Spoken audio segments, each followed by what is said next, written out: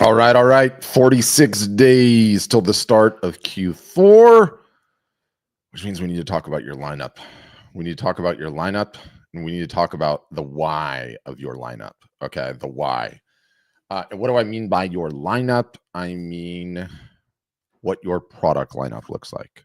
What do you have for sale? What are the items? What is the price range of the items that you have? And getting this right is really pretty critical, all year long, I would say. And it's funny because I've been ramping up my content in Instagram and on YouTube and on the podcast. And as I've been doing that, naturally, I've been coming across everyone else that is doing the exact same thing. I mean, I did a simple Google search this morning, or Perplexity search rather, and I saw pieces of content such as why now is the best time for retailers to plan their Christmas strategy. I saw prepping for Q4, tips to maximize your holiday sales. Get holiday sales ready, what every seller should know. Getting your business holiday ready with Rachel Ellen. I don't know who Rachel Ellen is. The 2025 holiday shopping revolution, 5 trends to watch. So it's out there everywhere, you guys. Everyone is telling you now is the time to take Q4 incredibly seriously. And the reason is because more stuff sells in Q4 than any other time all year long.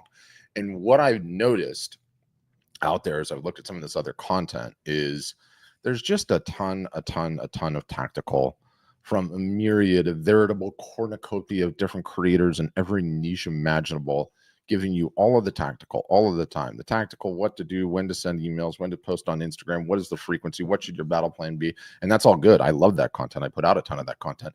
But very infrequently, and almost not at all, does anyone ever give you the why, okay? The why is important, okay? I like to start with the why. I want you to know the why. I want you to understand the why. The why is critically important. And I want to talk about why. See what I did there? Your lineup is critical. Okay. Why your lineup, the price range, and the variation in the items you are selling is so important to a creative business, because nobody ever talks about this.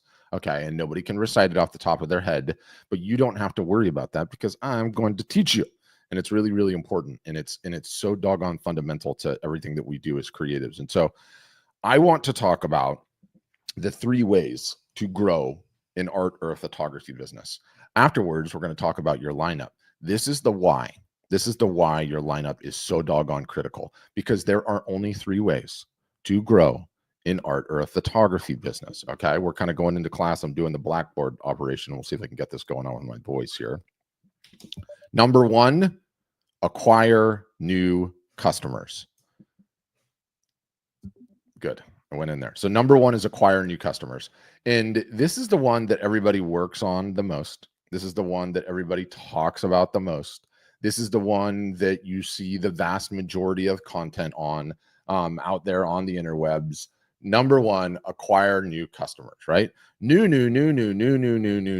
And yes, acquiring new customers, bringing a new customer into your creative business is critically important. There is no ifs, ands, or buts about that. But it's also one way and only one way to grow an art of photography business. I would go as far to say probably 98%, maybe 90% of the content that's out there is all mapping to number 1. How to acquire new customers, how to acquire as many new customers as possible. Everything you're doing is get a new customer, get someone to purchase for the first time. And it is important, but guess what? It's only one of the 3 ways. And sadly, it's the hardest of the 3 ways. Let's do number 2. What is number 2? Number 2, and get this up, get existing customers to come back and purchase again. All right, let me fit that in my little box. It's so much easier than typing, but sometimes it's just not perfect, is it? Existing customers to come back and purchase again. Okay, hold on. Split this into 2 lines so we can all see it. Okay, this is the holy grail of an art or photography business. Okay, VMAS. Okay, say very conclusively, very succinctly, that it is far easier to get an existing customer to come back and purchase from you a second time than it is to get a new customer to come and purchase the first time. Okay. It is easier to get somebody to come back and purchase again than it is to get somebody to purchase for the first time. Now, this is more or less universally true for a number of different reasons in a number of different businesses, but it is incredibly true in an art or a photography business, because art and photography businesses have the collector phenomenon built in, meaning every single solitary sale you make to every single solitary person that you make it is all a potential lottery ticket to what we call a collector. A collector is someone that's going to come back and purchase again and again and again and again. So you are way more incentivized, say, than Target is, or a tire shop, or a number of other businesses, okay, a sandwich shop, to try and get people to come back and purchase again, because really what you're trying to do is develop a collector. Collectors will come back and purchase from you again and again and again throughout the history of your entire business. And so a number of different strategies that we employ to do this. Okay. But today we're going to keep it focused on why the why your lineup is so important in this equation. Okay. So only three ways to grow an art of photography business. Number one is acquire new customers. Number two, existing customers coming back to purchasing again and again. Okay. And then we get the third, which no one ever wants to talk about and is actually one of my favorites. Increase your AOV at time of purchase. Said AOC, not the Congresswoman. AOV. What is AOV? It is your average order value. Okay. Your average order value is really just the amount of money that your customer is spending with you at the time that you've made the sale. Okay. The amount of money that a customer purchases. So there's a number of different ways that you can increase AOV. The simplest way to increase AOV, you guys, is just raise your prices. If you're charging $1,000 for an original, raise it to $250. Your AOV, your average order value on that particular order went from $1,000 to $1,250, right? You made 250 extra bucks. So the easiest way to do it is just raise your prices. Okay. And that one's pretty self-explanatory, but obviously that one comes with its own difficulties. The next easiest way is bundling. Okay. So I come in, I love your creations.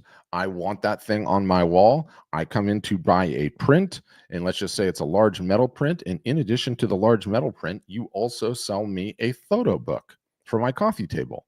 You know, the large metal print would have ordinarily been $1,000. And let's just say the coffee table book would have been $150, and you sell it to me for $1,100. So instead of spending $1,000, I spent $1,100, right? So this is where having additional items in your lineup is so damn critical. Okay. It is so critical. And I see so many artists, so many photographers, so many creatives thinking that they are going to have a huge business just selling wall art. Okay. And while that's true for a very, very, very slim minority of us, for the vast majority, it is not true. And there are a number of reasons for this. And first and foremost is that wall art is not an everyday need for everybody. Okay. Not everybody is ready to buy wall art right now. Stated another way, not everybody, when they get drawn into your creative universe, is ready to purchase something that goes on their wall right at that minute when they discover you. Okay. And this is where things get so critical about your lineup. Okay. You have to have non-wall art related items in your lineup. Okay. You absolutely have to. And this whole what do you want to call it, formula, equation, reality, truth. Okay. The 3 ways to grow an art of photography business. And I should change the color on this so it stands out. I'm going to go blue. Good times. Number 1, acquire new customers. Number 2, existing customers should come back and purchase again. Number 3, increase the AOV at the time of purchase. All 3 of these are significantly easier to achieve if you have non-wall art as a part of your lineup. Okay. And that's just a universal truth. And so many artists do not have that as the case, and they are leaving money on the table as a result. Number 1, again, It's because of the friction inherent in buying wall art. It's not often a impulse purchase. You normally have to talk to your spouse. You have to talk to your significant other.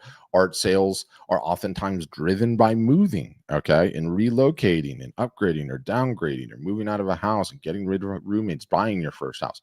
So there's a ton of friction just inherent in the art buying process, okay? How you make sure that you're covered, okay, as an artist, how you make sure that you're opening yourself up for a transaction at all times, okay, is by not having just wall art. You have to have non-wall art in your lineup. And this is even more true in this social media era that we live in. What are we all marketing on all day long? On this guy, right? And what are the people that are on this guy doing? They're consuming social media content. And then they get exposed to you as the creator. And you as the creator are incredibly talented. And I see your creations and I'm like, this person is amazing. I want to reward them for their creativity, but I'm not ready to think about putting something on my wall just yet. Instead, I just want an inexpensive item that I can purchase to reward this creator and get a little dopamine hit. Okay. And that fundamentally is why having merchandise, whatever it is so important to have in your lineups, guys.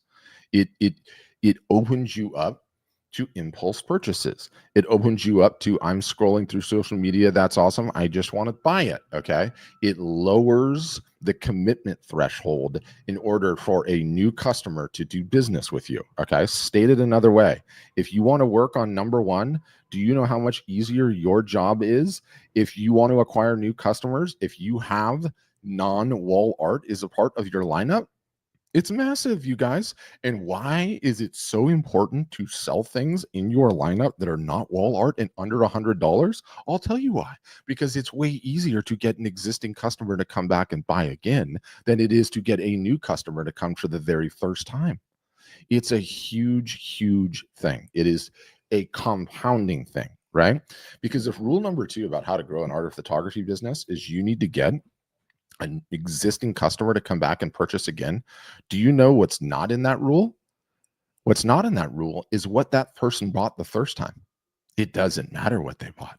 It doesn't matter if it was a $1, $5, $20, $50, $100, $100,000, $1 million item. It's acquiring a customer. The true revenue potential of any creative business maps directly back to the number of customers that business is acquired. It's that simple.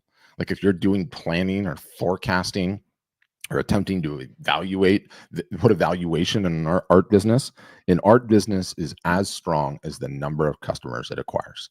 Doesn't matter what dollar amount it is. And it makes so much sense, right? Like, let's say you guys worked this entire year up till today, up till August 15th. Oh, wow, it's August 15th already.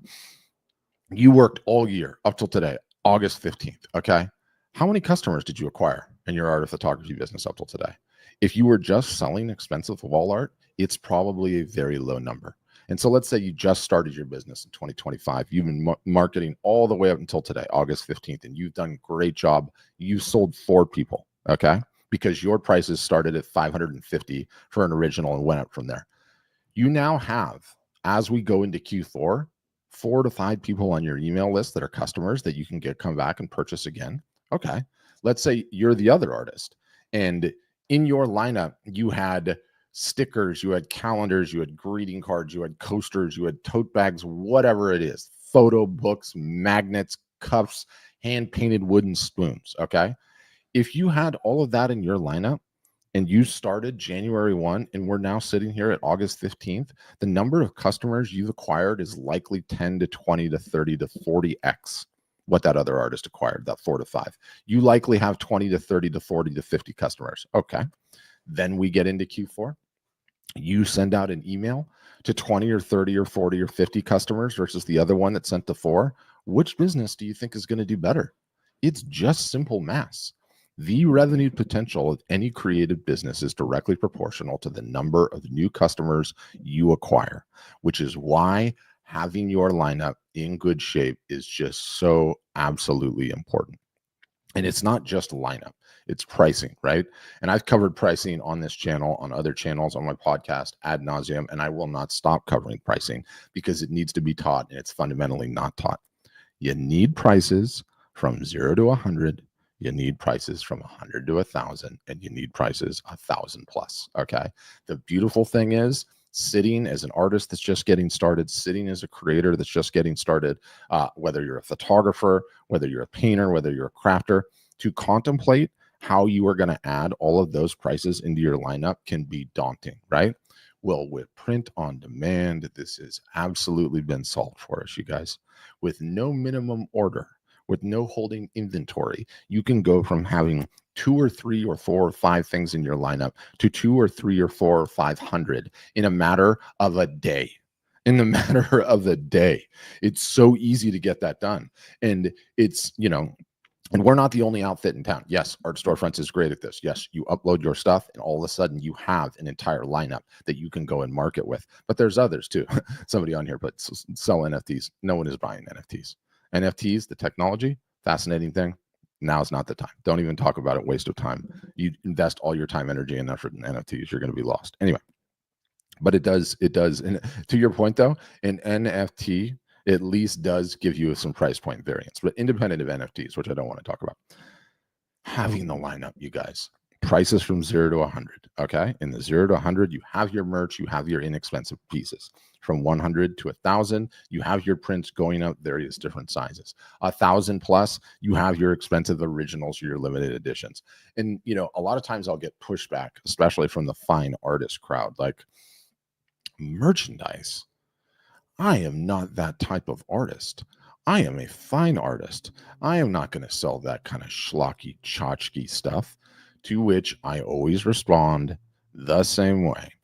Go ahead and let me know the last museum that you went to that didn't have a gift shop. I'll wait. Anybody been to one that didn't have a gift shop, right? Like, if Van Gogh can be on the wall and you can buy a print of Van Gogh inside of the gift shop, do you think Van Gogh is losing any sleep? Technically, he's dead, so he's already asleep. But the point is, it's just a fundamental law of business, you guys. It is way, way easier to acquire a customer when you have non-wall art is a part of the lineup, okay? And you have a range of prices, 0 to 100, 100 to 1,000, 1,000 plus. Right now, where we sit in August 15th is absolutely the time of year where you need to start thinking about this, okay? Where you need to start getting your lineup in order. When you need to start saying, do I have non-wall art in my lineup? Do I have prices from 0 to 100? Do I have prices from 100 to 1,000? Do I have prices 1,000 plus? This is something that we absolutely have to solve for, and we absolutely have to have ready to go as we move into the busy holiday buying season. If you do, and when you do, okay, you are going to, number one, acquire more new customers. Number two, your existing customers that buy at the lower end of the scale are going to be like, this artist is awesome. Now I'm ready to buy. They sold me a coffee cup. I've been having coffee in it every single solitary day for the last 3 months. I am ready to go. I'm going to buy a piece of their expensive wall art. That's how it works. So if you get your lineup in order, you are going to acquire more new customers. You are going to get your existing customers to come back and purchase again. And you are going to be able to very easily increase the AOV, the average order value. These are the 3 ways to grow in art, photography, a creative business, and they're fundamental, and no one teaches it and no one talks about it. And I feel like once you learn it, once you hear it, you're like, oh, that makes so much sense. And it does, because it's just the truth.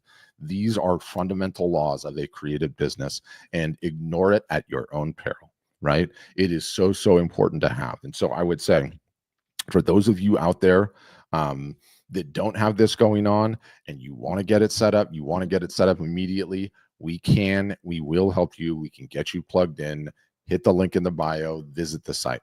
For those of you that are not in a position to do that and it's just not something you're ready, contemplate how you can get some of these things into your lineup. There are other outfits out there. There are different ways that you can do this. But the minute that you open yourself up for purchases that are a lower commitment, okay, that are a lower buying threshold, that are a lower dollar amount, you will acquire customers. When you acquire a customer, you get an email. When you continue to communicate with that email, they are going to be more and more and more receptive to who you are as a creator, to what you sell, and ultimately you are going to be in a fundamentally stronger position going into this Q4. More on this to come. I've got more podcast episodes dropping on this. I've been walking through on the podcast, by the way, I might as well pull it up so I can show you guys all of the things that you need to do to get ready for Q4 and how important it is. So if you're on Spotify, if you're on Apple Podcasts, whatever you're on, search for the Art Marketing Podcast if you're not a subscriber already. This little pink and purple operation here. And I just did one recently that says Ready, Set, Q4, your 70-day art sales boot camp. I am going to go into depth in future episodes on how to get your email list in order. I'm going to go into depth on future episodes on how to contemplate your Instagram and Facebook strategy ahead of the holiday buying season. Tips, tricks, and hacks for both email and Instagram and Facebook. We're going to cover more on pricing and lineup strategies because it's so important, a lot of which I just covered here. I'm going to be bringing artists in for interviews that have had great Q4s in the past, what they did, what they're going to be doing differently. This last one I just did yesterday, this guy's awesome, Court Whalen. Everyone needs to check this guy out.